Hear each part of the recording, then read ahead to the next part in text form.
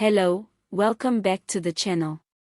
Today we're diving into an important update coming out of KwaZulu-Natal, where Premier Nomusa Dubain-Cube has made it clear that patients visiting public hospitals in the province will be expected to produce their identification documents. Stay with me until the end so you can hear the sources of this news and verify it for yourself. The announcement has already sparked debate across the province and the country as a whole. The Premier explained that the move is not just about bureaucracy or unnecessary red tape, but rather a way to ensure that health services are provided to those who are legally entitled to them and to properly account for how resources are used. She stressed that this policy aims to improve accountability, reduce misuse of the system, and help the Department of Health manage the heavy financial burden it faces. Now, South Africa's public healthcare sector has been under immense pressure for years. Anyone who has set foot in a public clinic or hospital knows just how stretched the resources are. Long queues, shortages of staff, medication stockouts, and limited facilities are all daily realities. According to the Premier, requiring an ID will help the province collect accurate data about who is using the facilities, making it easier to plan budgets and allocate resources. But there's another angle here that cannot be ignored. The move has been widely interpreted as part of a growing discussion in South Africa about undocumented foreign nationals using public services. Critics argue that undocumented patients often place additional strain on already overstretched hospitals without contributing to the tax system. Supporters of the Premier's stance believe this requirement will make it easier to manage that challenge, while opponents say it risks excluding vulnerable groups who might desperately need care. This is not the first time the issue of undocumented immigrants and healthcare has made headlines. Across provinces like Gauteng and Limpopo, there have been repeated reports of health officials and politicians raising concerns about the burden placed on the system.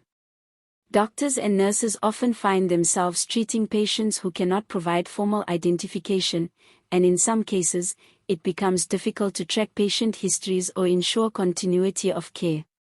From the Premier's perspective, she insists this move is not about denying care but about making sure systems run smoothly. She highlighted that identification will also protect patients themselves, since having proper records means that their treatment history can be easily accessed and shared when necessary. For example, if a patient returns to the hospital after a few months, having their ID linked to their records can prevent duplication, mistakes, or delays in treatment. Still, many people remain worried. Some advocacy groups have warned that this requirement could scare off patients who genuinely need help, especially migrants and refugees who might not have valid South African documents. The fear is that people could end up avoiding hospitals until their conditions become critical, which could worsen health outcomes and even put lives at risk. Another point being raised is about practicality. Will hospital staff now be expected to play the role of immigration officers by checking IDs at the door? Health workers are already overworked and underpaid, and adding another layer of responsibility might create more bottlenecks at clinics and hospitals. Imagine being in pain or carrying a sick child, only to be held back because someone is verifying documents. That alone is enough to make anyone nervous about how this policy will work in real life. Some have argued that the requirement should not be applied too rigidly. For emergencies, for example, it would be unreasonable to expect patients to dig out their IDs before being treated. The ethical question is simple: should a person's life depend on whether they have an ID on them? Premier Dubain-Cube has tried to assure people that emergency situations will always come first, but not everyone is convinced that this will always happen smoothly. At the same time, it's worth noting that identification is already a requirement in many other parts of government. For example, you need an ID to vote, to register for school, to apply for a job, or even to collect certain grants.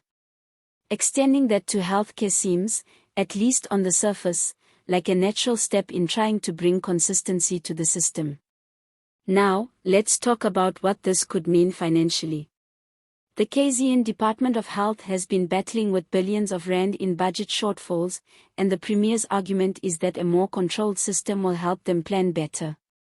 If accurate data can be captured about patient numbers and demographics, then government can properly negotiate for additional funds, make procurement more efficient, and possibly even reduce waste. But of course, the emotional side of this debate is unavoidable. Healthcare is not just about numbers and budgets. It's about real people, grandmothers, fathers, children, workers, who need help when they fall sick. For some, the requirement for IDs feels like another hurdle in a system that already feels distant and unwelcoming. Critics argue that the focus should rather be on fixing the quality of care, reducing waiting times, and improving hospital conditions instead of tightening rules around identification. Public reaction to the announcement has been mixed. Some South Africans say it is long overdue, pointing out that other countries also require proof of identity to access public services. They argue that without proper checks, the system will continue to be abused and collapse further. On the other hand, there are many who believe that this is the wrong direction, and that it risks pushing South Africa into a situation where healthcare access becomes more restricted rather than universal. In the coming months, we are likely to see how this policy is actually implemented. Will hospitals enforce it strictly, or will there be some flexibility? Will undocumented patients be turned away, or will they be treated but flagged for further processing? These are the real-life questions that will determine whether this move helps or hurts the system. For now, the Premier remains confident, saying that the step is about strengthening accountability and protecting the health system for the future. The Department of Health in KZN will now work on rolling out guidelines and training for staff so that they know how to apply the new policy fairly and effectively. Before I wrap up, let me remind you to hit that subscribe button and join our growing community, because we bring you news that matters to ordinary South Africans, without the noise. And don't forget to drop your thoughts in the comments. Would you support showing your ID at a hospital, or do you think it's unnecessary? Now, just to leave you with a little light-hearted moment. Imagine someone rushing to hospital with a sore back after lifting heavy groceries, only for the nurse to say, "Sir, before we can help you, may we first see your ID?" At that point, the patient might say, "Never mind the back, my ID is the real pain." Sometimes humor helps us reflect on serious issues. All images used in this video are for illustration purposes only. Sources: Eyewitness News, News 24, SABC News.